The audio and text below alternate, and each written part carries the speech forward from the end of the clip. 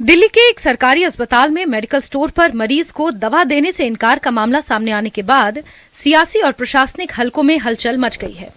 Social media पर viral video में आरोप है कि स्टाफ ने फर्श पर पोछा लगाने का हवाला देकर मरीज को दवा देने से मना कर दिया। इतना ही नहीं, कर्मचारी की ओर से कथित तौर पर शिकायत करने की चुनौती भी दी गई। वीडियो वायरल होने के बाद मामला मुख्यमंत्री रेखा गुप्ता तक पहुंचा। मुख्यमंत्री ने इस घटना पर कड़ी नाराजगी जताते हुए कहा कि जनसेवा में इस तरह का व्यवहार बिल्कुल बर्दाश्त नहीं किया जाएगा।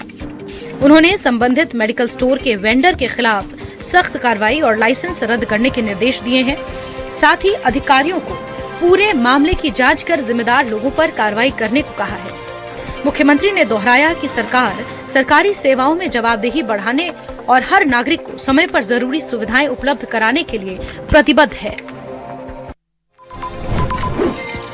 फुकेट से दिल्ली आ रही एयर इंडिया की फ्लाइट में उड़ान के दौरान अचानक ऊंचाई में बदलाव होने से अफरा तफरी मच गई। इस घटना में 8 यात्रियों और 4 कैबिन क्रू समेत कुल 12 लोग जख्मी हुए।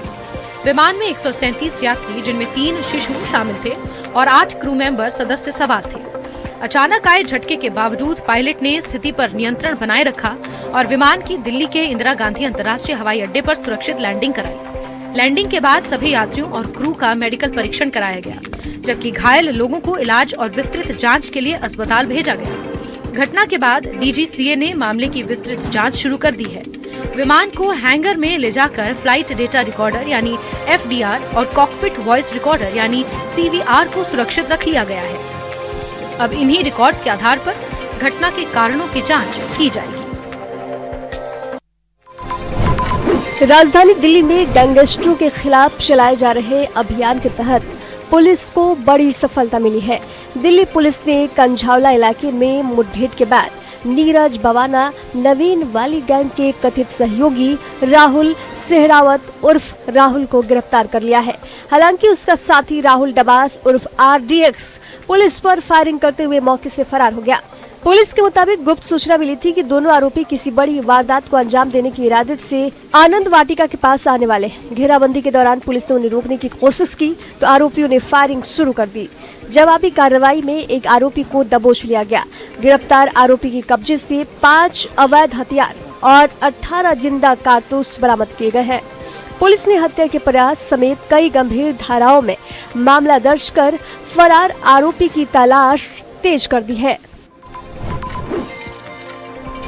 इस तस्वीर को देखिए, कैसे ये लड़कियां अपने पिता की अर्थी को कंधा दे रही हैं। सिर्फ कंधा ही नहीं बल्कि इन्होंने अपने पिता को मुखाग्नि देकर अंतिम विदाई भी दी। रोहतास के डेहरी के न्यू डिलिया वार्ड संख्या 20 निवासी करीब 50 वर्षीय अरुण कुमार का कैंसर के कारण निधन हो गया। उनकी पत्नी का पहले ही देहांत हो चुका था। परिवार में 4 बेटियां हैं, जिनमें 2 विवाहित और 2 अविवाहित हैं। पिता के निधन के बाद चारों बेटियां ही उनका सबसे बड़ा सहारा बनी। चारों बहनों ने अपने पिता की अर्थी को कंधा देकर शमशान घाट तक पहुँचाया और पूरे सम्मान के साथ अंतिम संस्कार किया। इस भावुक दृश्य को देखकर हर किसी की आंखें नम हो गईं। समाज में बेटों को अंतिम संस्कार का अधिकार देने की परंपरा के बीच इन बेटियों ने एक नई सोच और मजबूत संदेश दिया। बेटी ने कहा कि उनके पिता ने कभी बेटा या बेटी में फर्क नहीं किया, उन्हें बेटों की तरह पढ़ाया लिखाया और हर जिम्मेदारी निभाई। इसीलिए पिता की अंतिम यात्रा में कंधा देना और मुखाग्नि देना उनका फर्ज था, जिसे उन्होंने पूरी श्रद्धा के साथ निभाया।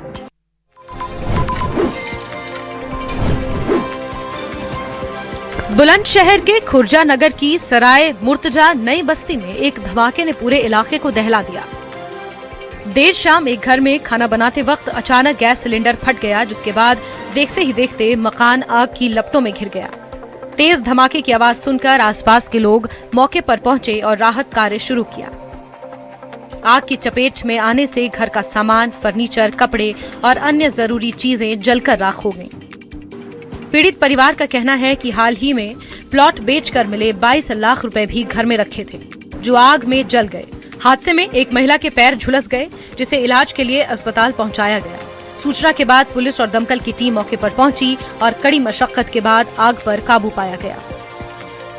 फिलहाल पुलिस हादसे के कारणों की जांच कर रही है और प्रशासन नुकसान का आकलन कर रहा है। गाजियाबाद के इंदिरापुरम स्थित जयपुरिया मॉल में युवक युवती के बीच हुए विवाद का वीडियो सामने आने के बाद मामला पुलिस तक पहुंच गया। सोशल मीडिया पर वायरल वीडियो में एक युवक और युवती आपस में झगड़ते नजर आ रहे हैं। आरोप है कि विवाद के दौरान युवक ने युवती के साथ मारपीट की।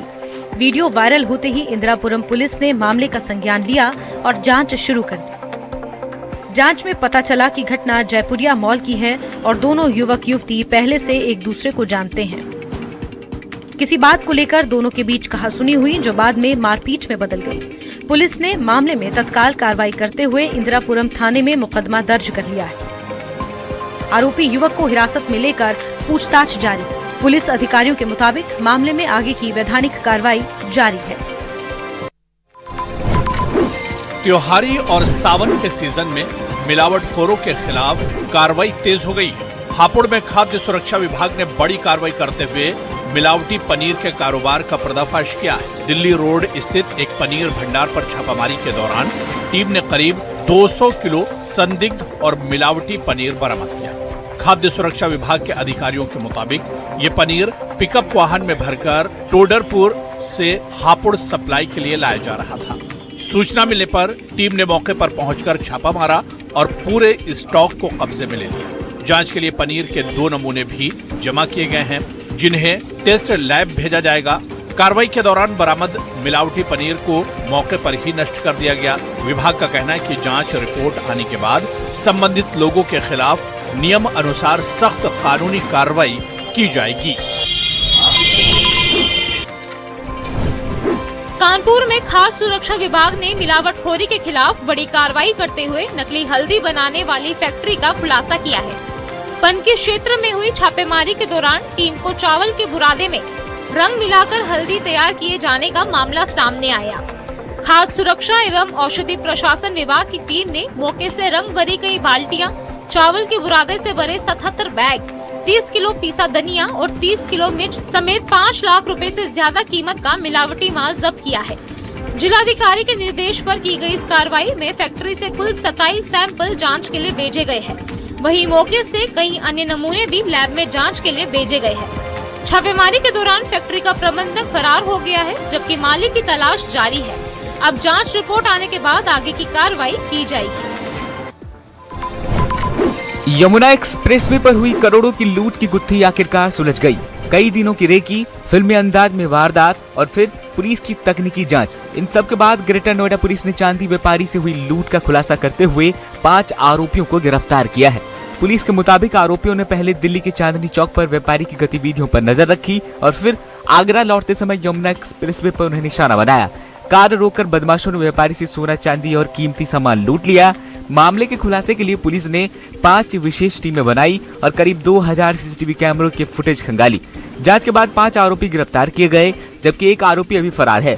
आरोपियों के कब्जे से करीब 1 करोड़ 38 लाख रुपए का लूटा गया सोना, चांदी, आभूषण और वारदात में इस्तेमाल की गई कार बरामद की गई है।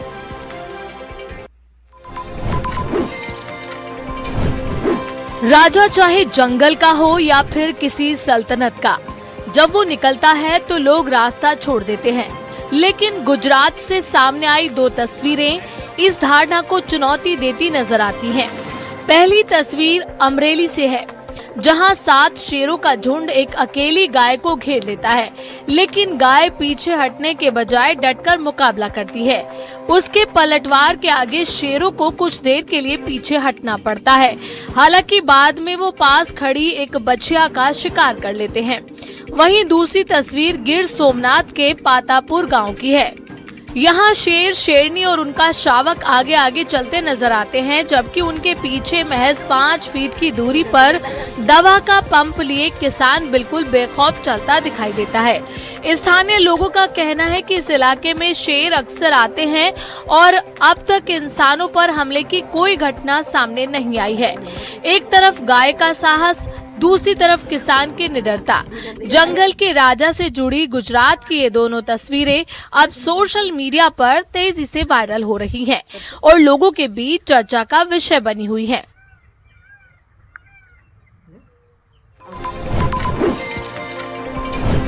कहते हैं इंसान दोस्ती निभाना सीखता है, लेकिन वफादारी अक्सर बेजुबान सिखा जाते हैं। बलिया में एक पालतू कुत्ते ने अपने परिवार की सुरक्षा के लिए अपनी जान को दांव पर लगा दिया। मौत से ऐसी जंग लड़ी जो परिवार को भावुक कर गई। रात के सन्नाटे में घर के बाहर एक सांप रेंगता हुआ दिखा। पालतू डॉगी टॉमी ने खतरे को भांप लिया। जहरीला सांप घर में घुसने की कोशिश करने लगा।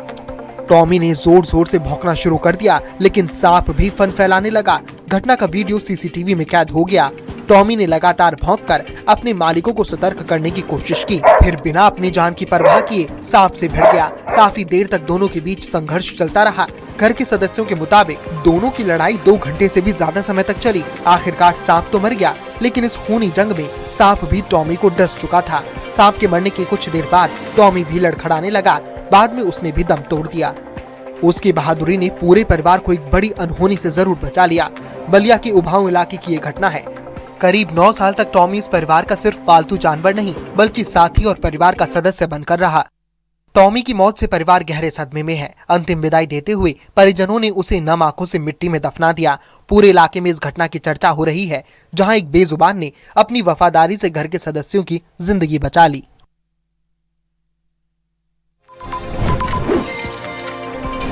सिवनी के बरघाट लामटा क्षेत्र में आतंक का पर्याय बने आदमखोर बाघ PN 103M का 2 महीने लंबे अभियान के बाद सफल रेस्क्यू किया गया। ये बाघ अब तक क्षेत्र के 4 से 5 इंसानों का शिकार कर चुका था। बाघ को पकड़ने के लिए पेंच टाइगर रिजर्व प्रबंधन और 2 अलग-अलग वन मंडल के अमले द्वारा रेस्क्यू ऑपरेशन शुरू किया गया था और करीब 80 AI कैमरों, 3 हाथियों और 60 वन अधिकारियों कर्मचारियों की मदद से बाघ की सटीक पहचान कर उसे सुरक्षित बेहोश कर सफल रेस्क्यू किया गया। लगभग 9 वर्ष आयु के इस स्वस्थ बाघ को चिकित्सीय प्रशिक्षण के बाद वन विहार राष्ट्रीय उद्यान भोपाल स्थानांतरित कर दिया गया। वन विभाग ने इसे वैज्ञानिक तकनीक और संयुक्त टीम के समन्वय से सफलतापूर्वक पूरा किया और चुनौतीपूर्ण अभियान बताया है इसे। हाथों में कॉपी किताब होनी चाहिए थी, लेकिन तस्वीरों में बच्चे बालू ढोते नजर आ रहे हैं। बिस्किट के बदले मेहनत कराने का आरोप लगा है और वायरल वीडियो ने स्कूल व्यवस्था पर कई गंभीर सवाल खड़े कर दिए हैं। हालांकि वायरल वीडियो की न्यूज़ 18 पुष्टि नहीं करता है, लेकिन पड़ताल में ये वीडियो बारुण प्रखंड के चंदौली स्थित मध्य विद्यालय का बताया जा रहा है। आरोप है कि बच्चों से बालू और मिट्टी ढुलवाने के बदले उन्हें बिस्किट दिए गए। मामले पर विद्यालय के प्रिंसिपल अखिलेश तिवारी ने अनभिज्ञता जाहिर की है। वहीं वायरल वीडियो शिक्षा विभाग के संज्ञान में पहुंच चुका है और अब कार्रवाई का इंतजार है। अगर जांच में आरोप सही पाए जाते हैं तो बच्चों से काम करवाना उनके शिक्षा के अधिकार और बाल संरक्षण से जुड़े कानूनों का उल्लंघन माना जाएगा। बच्चों के हाथों में भविष्य की किताबें हो या मजदूरी का बोझ। वायरल वीडियो ने यही बड़ा सवाल खड़ा कर दिया है। अब देखना होगा कि जांच के बाद शिक्षा विभाग क्या कदम उठाता है।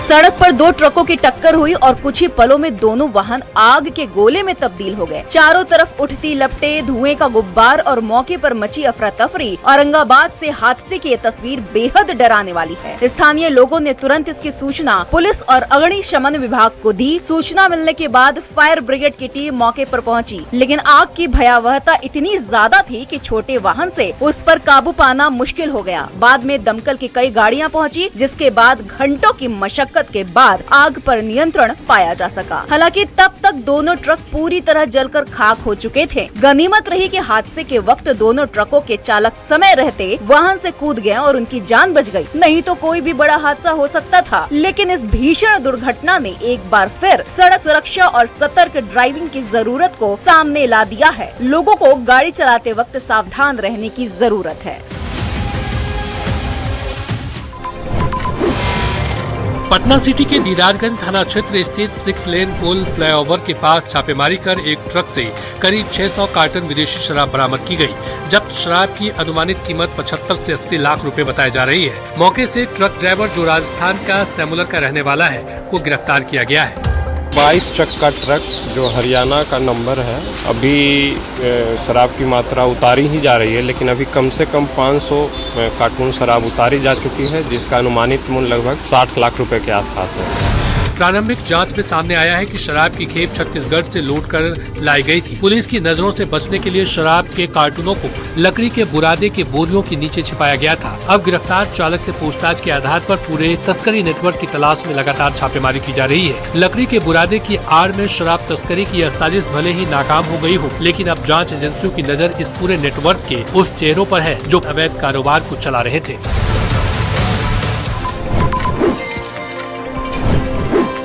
छतरपुर में उधार के पैसे मांगना एक कैफे संचालक को भारी पड़ गया। स्टेडियम के पास कैफे चलाने वाले संचालक ने जब युवकों से अपनी बकाया रकम मांगी तो आरोप है कि यही बात उन्हें नागवार गुजरी और देखते ही देखते विवाद मारपीट में बदल गया। आरोप है कि कुछ युवकों ने कैफे संचालक को पकड़कर दुकान के बाहर निकाला और उसके साथ मारपीट शुरू कर दी। घटना के दौरान कैफे के काउंटर और सामान को भी नुकसान पहुंचाने की बात सामने आई है। वीडियो में कुछ लोग बीच बचाव करते हुए भी नजर आ रहे हैं, लेकिन दबंगई का ये पूरा मामला कैमरे में कैद हो गया। सामने आए वीडियो में साफ दिखाई दे रहा है कि कुछ युवक कैफे संचालक को पकड़कर बाहर लाते हैं। इसके बाद उसके साथ मारपीट की जाती है। मौके पर मौजूद लोग बीच बचाव की कोशिश करते हैं, लेकिन आरोप है कि युवकों की दबंगई जारी रहती है। घटना के बाद वीडियो सोशल मीडिया पर अब वायरल हो गया है। चेहरे ढके, हाथों में हथियार, दुकान में घुसे हमलावर। ये तस्वीर नर्मदापुरम की है, जहां दिन दहाड़े 3 नकाबपोशों की दबंगई देखने को मिली। साइकिल दुकान चलाने वाला युवक अपनी दुकान पर मौजूद था, तभी 3 नकाबपोश दुकान में दाखिल हुए और इससे पहले कि युवक कुछ समझ पाता उस पर हमला कर दिया गया। सामने आए सीसीटीवी फुटेज में तीनों नकाबपोश दुकान के अंदर दाखिल होते दिखाई दे रहे हैं। आरोप है कि उनके हाथों में रॉड और चाकू थे। दुकान में घुसते ही युवक पर हमला कर दिया गया। अचानक हुए हमले से इलाके में भी हड़कंप मच गया। हमले में साइकिल दुकान संचालक घायल हो गया। हमलावरों ने युवक पर रॉड और चाकू से हमला किया। हमले के बाद युवक को इलाज के लिए अस्पताल में भर्ती कराया गया। वहीं वारदात के बाद आरोपी मौके से फरार हो गए। घटना की सूचना मिलते ही पुलिस मौके पर पहुंची और फुटेज के आधार पर हमलावरों की पहचान करने में जुट गई है। अब आपको सड़क पर सांडों की जंग दिखाते हैं। तस्वीरें मंडला से आई हैं, जहां सांडों की भिड़ंत और ये खौफनाक मंजर कैमरे में कैद हो गया, जिसमें देखा जा सकता है कि एक सांड ने दूसरे सांड पर ऐसा हमला किया कि वो हवा में उछलकर नीचे जा गिरा। इसे देखकर सड़क पर मौजूद लोगों की भी सांसें थम गई। ये वीडियो बिंजिया चौराहे का बताया जा रहा है, जिसमें आवारा सांड अचानक आमने सामने आ गए। देखते ही देखते दोनों के बीच ऐसी जोरदार टक्कर हुई कि सड़क पर अफरा तफरी का माहौल बन गया और फिर एक सांड ने दूसरे को अपने सींगों के सहारे ऊपर उठा दिया। कुछ ही पल में दूसरा सांड हवा में उछलकर सड़क पर जा गिरा। पूरा मंजर कैमरे में कैद हो गया। वीडियो सामने आने के बाद सोशल मीडिया पर तेजी से ये वीडियो वायरल हो गया। इस दौरान सड़क पर मौजूद लोगों और वाहनों के लिए भी खतरा बना रहा। मंडला के बिंजिया चौराहे की ये तस्वीरें एक बार फिर शहर की सड़कों पर घूमते आवारा मवेशियों से जुड़े खतरे की तरफ इशारा कर रही है। दिल्ली में मानसून एक बार फिर मेहरबान नजर आ रहा है। रुक रुक कर हो रही झमाझम बारिश ने मौसम का मिजाज पूरी तरीके से बदल दिया है। काले बादलों और ठंडी हवाओं के बीच लोगों को उमस भरी गर्मी से बड़ी राहत मिली है। जंतर मंतर समेत कई इलाकों में सुबह से बारिश का सिलसिला जारी रहा, जिससे तापमान में भारी गिरावट दर्ज की गई। मौसम विभाग ने आने वाले दिनों में भी दिल्ली और आसपास के इलाके में बारिश का दौर जारी रहने का अनुमान जताया है। IMD के मुताबिक कई स्थानों पर हल्की से मध्यम जबकि कुछ इलाकों में तेज बारिश हो सकती है। हालांकि लगातार बारिश के चलते निचले इलाके में जल भराव और ट्रैफिक प्रभावित होने की आशंका भी जताई गई है। मौसम विभाग ने लोगों से सतर्क रहने और खराब मौसम के दौरान जरूरी होने पर ही घर से निकलने की सलाह दी है। फिलहाल राजधानी में बारिश ने मौसम को खुशनुमा बना दिया है। राजधानी दिल्ली में कुछ देर की बारिश ने एक बार फिर जलभराव की समस्या को उजागर कर दिया है।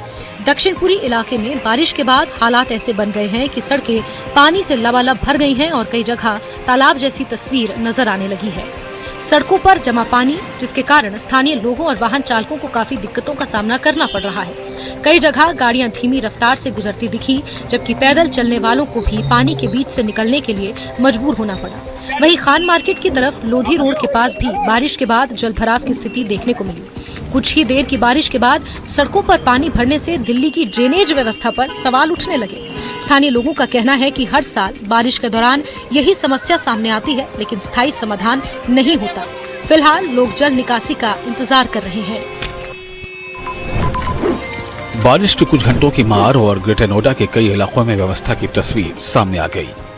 बीटा 2 सेक्टर में लगातार बारिश के बाद सड़कें पानी में डूब गई और कई जगह हालात ऐसे बने कि सड़कें तालाब जैसी नजर आने लगी। जल भराव के चलते स्थानीय लोगों और वाहन चालकों को भारी परेशानियों का सामना करना पड़ रहा है। पानी जमा होने से जहां पैदल चलना मुश्किल हो गया है, वहीं 2 पहिया और 4 पहिया वाहन चालकों को भी दिक्कतों का सामना करना पड़ रहा है। स्थानीय लोगों का कहना है कि बारिश के दौरान हर साल जल भराव की समस्या सामने आती है, लेकिन स्थायी समाधान नहीं हो पा रहा है। वहीं पानी भरने से हादसों का खतरा भी बना हुआ है। बारिश ने एक बार फिर ग्रेटर नोएडा के ड्रेनेज सिस्टम और जल निकासी व्यवस्था पर सवाल खड़े कर दिए हैं। हिमाचल प्रदेश के सिरमौर जिले और नाहन में बारिश ने ऐसा कहर बरपाया कि कई इलाकों में हालात बेकाबू हो गए हैं।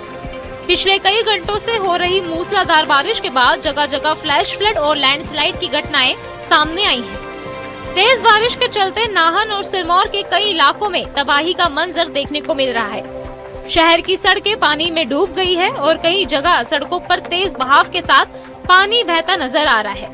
लगातार बारिश से जनजीवन प्रभावित हुआ है, वहीं नदियों और नालों का जल स्तर भी तेजी से बढ़ रहा है।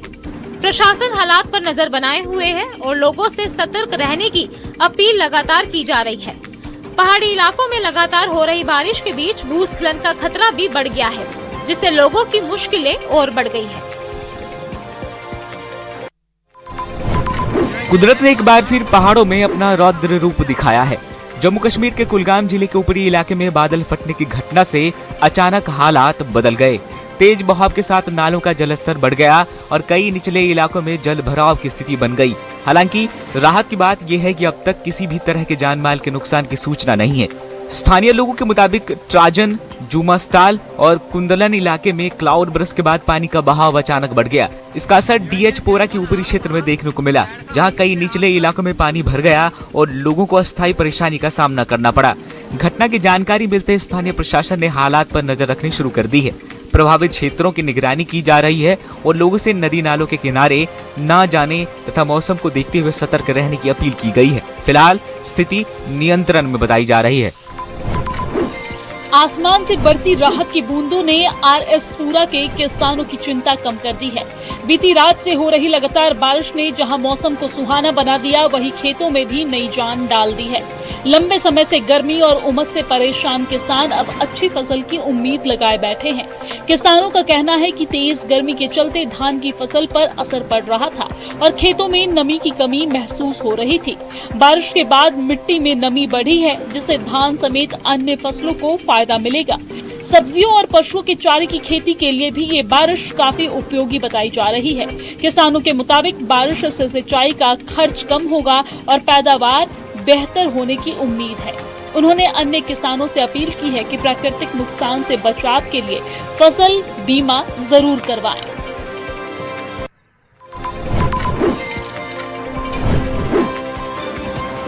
सावन की कांवड़ यात्रा को लेकर गाजियाबाद पुलिस और प्रशासन पूरी तरह अलर्ट मोड में है। शिव भक्तों की सुरक्षा और बेहतर व्यवस्थाओं को लेकर लगातार तैयारियों की समीक्षा की जा रही है। इसी कड़ी में जिलाधिकारी रविंद्र कुमार मानदंड और एडिशनल कमिश्नर राजकरण नैयर ने कांवड़ मार्गों का निरीक्षण किया। अधिकारियों ने मौके पर पहुंचकर सुरक्षा व्यवस्था, यातायात प्रबंधन और कांवड़ियों के लिए की गई सुविधाओं का जायजा लिया। इसके बाद मेरठ रोड स्थित कांवड़ कंट्रोल रूम का भी निरीक्षण किया गया, जहां सीसीटीवी निगरानी, आपातकालीन इंतजाम और विभागों के बीच तालमेल की समीक्षा की गई। जिलाधिकारी ने अधिकारियों को साफ निर्देश दिए कि कांवड़ यात्रा के दौरान श्रद्धालुओं को किसी भी तरह की परेशानी नहीं होनी चाहिए। उन्होंने कहा कि व्यवस्था में सामने आ रही छोटी मोटी कमियों को तुरंत दूर किया जा रहा है, ताकि शिव भक्तों की यात्रा सुरक्षित, सुगम और व्यवस्थित तरीके से पूरी हो सके। हरिद्वार से गंगा जल लेकर निकले शिव भक्तों का सैलाब अब मेरठ पहुंच चुका है। सावन की कांवड़ यात्रा के दौरान शहर की सड़कों पर हर तरफ भगवा रंग और भोलेनाथ के जयकारों की गूंज सुनाई दे रही है। लाखों की संख्या में कांवड़िए अपने गंतव्य की ओर बढ़ रहे हैं। प्रशासन के मुताबिक इस बार बड़ी संख्या में कांवड़ियों के मेरठ से गुजरने का अनुमान है। इसी को देखते हुए शहर में स्वागत द्वार, पेयजल, रोशनी और मेडिकल सुविधाओं समेत सुरक्षा के पुख्ता इंतजाम किए गए हैं। कांवड़ियों की निगरानी के लिए ड्रोन कैमरों का भी इस्तेमाल किया जा रहा है। वहीं कांवड़ यात्रा के दौरान हुए एक विवाद को लेकर हरिद्वार से जल लेकर आ रहे कांवड़ संघ ने नाराजगी जताई है। संघ ने कहा कि यात्रा की मर्यादा बनाए रखना हर शिव भक्त की जिम्मेदारी है। फिलहाल प्रशासन लगातार कांवड़ मार्गों पर नजर बनाए हुए है।